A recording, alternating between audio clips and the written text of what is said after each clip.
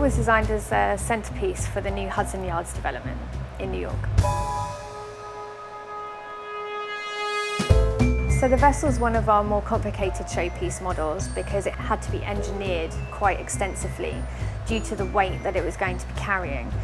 The model actually comprises of a skeleton that's been 3D printed, onto which we've clad components that have been cast for all of the surfaces and the stairs. And then there are cladding components that have gone through several rounds of plating, polishing, waxing, and then finally gluing onto the skeleton structure.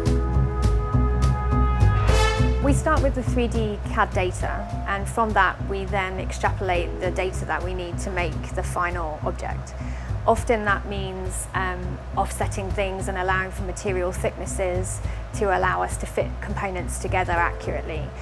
The tolerance on this model was exceptionally high because we needed to separate it into 3 parts so that it could travel.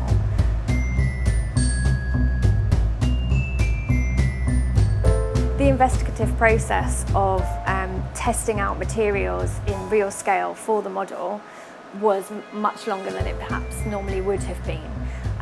Obviously you're combining a very shiny metallic object with a quite matte grey cast object.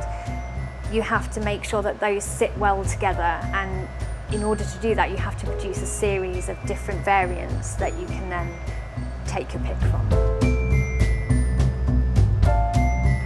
Actually, it's harder to make a model of something that already exists because quite often you want to represent the building as closely as possible. But what a lot of people don't realise is when you choose exact colours from a building, they don't translate well to model scale. You quite often have to lighten them, otherwise they appear too heavy or planting appears too green.